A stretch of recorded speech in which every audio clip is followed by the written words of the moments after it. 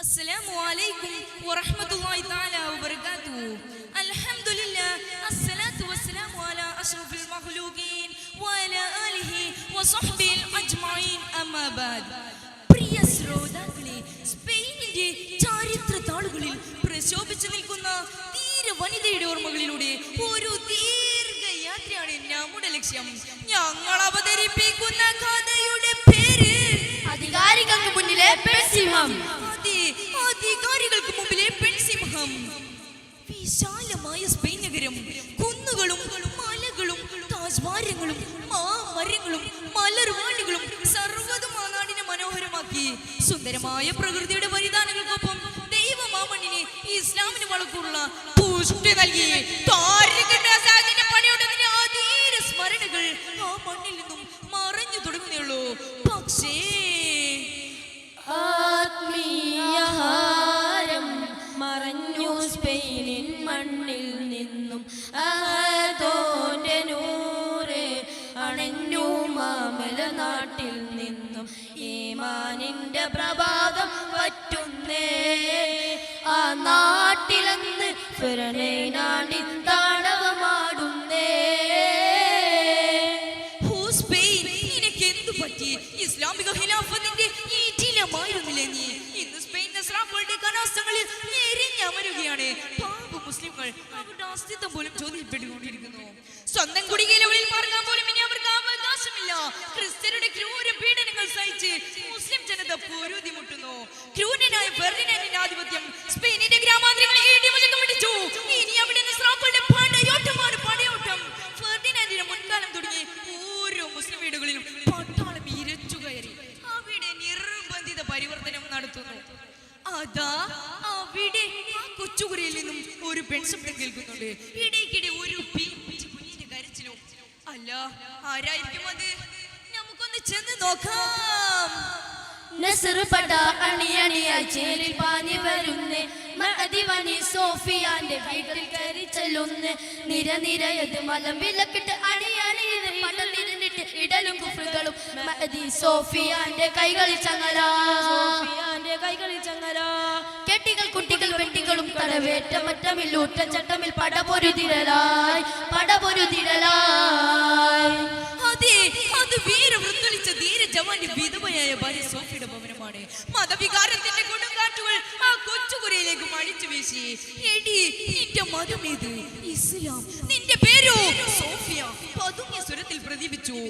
ഈ നസ്രാജാസത്തിന് എനിക്ക് നിൽപ്പ് വേണമെങ്കിൽ നീ ഇസ്ലാം മതം ഉപേക്ഷിക്കേണ്ടി വരും. ഇല്ല, എന്റെ മതത്തിൽ നിന്ന് ഒരു ഇഞ്ച് പോലും പിന്മാറാൻ ഞാൻ തയ്യാറല്ല. സോഫിയുടെ ധീരമായ പ്രഖ്യാപനം കിങ്കമാരുടെ കാതു തുളച്ചു, നെഞ്ചിൽ തറച്ചു. അതിനുശേഷം ആളി കത്തി. ഇത്ര ധീരയോ? എന്നാൽ ഇവളെ ശരപ്പെടുത്തിയത് തന്നെ കാര്യം. സൈന്യം സോഫിയുടെ ഭവനത്തിലേക്ക് പ്രതിവേഗത്തിൽ കുതിക്കുകയാണ്.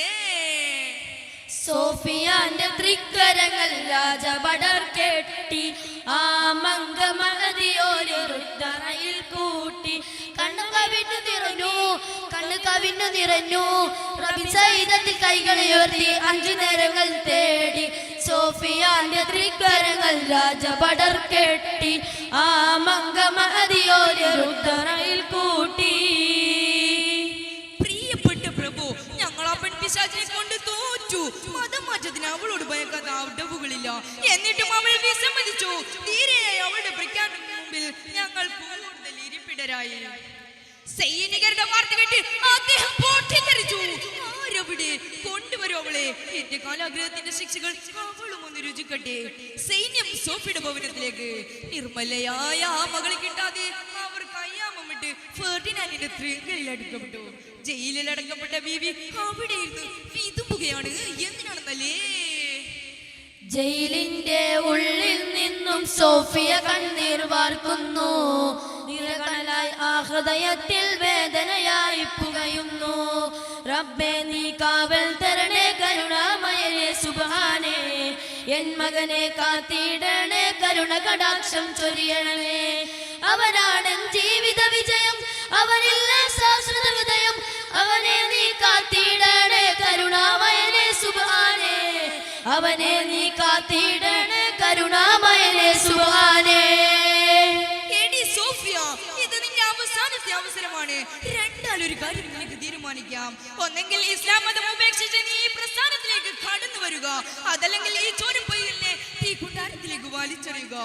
സൈനിക നേതാവിന്റെ ഉയർന്നു പൊങ്ങിയ അട്ടഹാസത്തിന് മുമ്പിൽ സോഫിയ തകർന്നു പോയി. ഇല്ല, നിങ്ങളുടെ മതത്തിലേക്ക് കടന്നു വരാൻ എനിക്ക് മനസ്സില്ല. അതിന്റെ പേരിൽ എന്തെല്ലാം സഹിക്കേണ്ടി വന്നാലും അവയെല്ലാം എനിക്ക് പൂമലയാണ്. ഇത് കേട്ട് രാജാവ് രോഷാകുലനായി ആ മൈതാനത്തിൽ വലിയ തീക്കുണ്ടാരം വലിച്ചു കഴിഞ്ഞു. ആരവിടെ? കൊണ്ടുവരും അവളെ. എന്റെ കരങ്ങളാൽ കൊണ്ട് തന്നെ ഈ ചോരപ്പൊയ്തലിനെ തീക്കുണ്ടാരത്തിലേക്ക് വലിച്ചെറിയൂ. അല്ലാഹ്, ഈ പോയ മാതാവിന്റെ ആദരങ്ങൾ എന്തൊക്കെയോ മന്ത്രിക്കുകയാണ്. എന്താണിത്? കുഞ്ഞിക്കൈകൾ രണ്ടും പൂട്ടി കിനാവുകൾ കണ്ടുറങ്ങൂ നീ മകനെ. ജന്നാത്തുൽ ഫിർദൗസിൽ പാറി കളിക്കുന്ന ഉപ്പാന്റെ സവിധത്തിൽ നീ കരളെ. ഉപ്പാന്റെ ഓർമ്മകൾ തിങ്ങി നിറയുന്ന മണ്ണിന്റെ മണമല്ലോ എൻ വ്യതനം. ഉമ്മാന്റെ ജീവന്റെ ജീവനായി തുടിക്കുന്ന ഹൃദയത്തിൽ വരദാനം എൻ വിനയം. പൊന്നേ പൂമനെ, നിനക്ക് ജന്മം നൽകിയ ഈ ഉമ്മാന്റെ കരങ്ങളാൽ തീ കുണ്ടാരത്തിലേക്ക് വലിച്ചെറിയപ്പെടാൻ പോവുകയാണ്.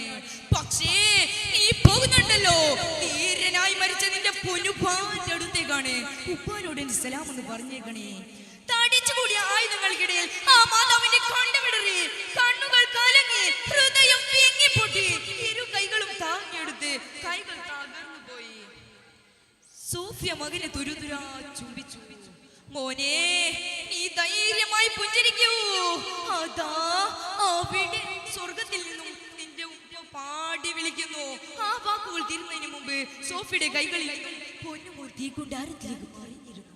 അവൾ സ്വബോധം നഷ്ടപ്പെട്ട് പിറകോട്ടി മറിഞ്ഞു. ദീനിൻ പുകളോദിയ മഹിതവനീതത്തിൽ ചരിത്രമുരക്കിടലായി തെറ്റുകൾ കുറ്റങ്ങൾ എല്ലാം പൊറുത്തിടാൻ സദവേദിരിക്കുകയായി ആരിലും തേടുകയായി. ദൈവിക സുഖങ്ങൾക്ക് വേണ്ടി പരിശുദ്ധ മതത്തെ കാടിച്ച് വെമ്പിൽ കൊള്ളിക്കുന്നവർക്ക് സോഫിയുടെ അമരസ്മരണകൾ ഒരു പാഠമാകട്ടെ എന്ന് പ്രാർത്ഥിച്ചുകൊണ്ട് ഈ കൊച്ചു കഥാപ്രസംഗത്തിൽ നിന്ന് വിരാമം കുറിക്കുന്നു. അസ്സലാമു അലൈക്കും വറഹ്മത്തുള്ളാഹി തആല വബറകാതുഹു.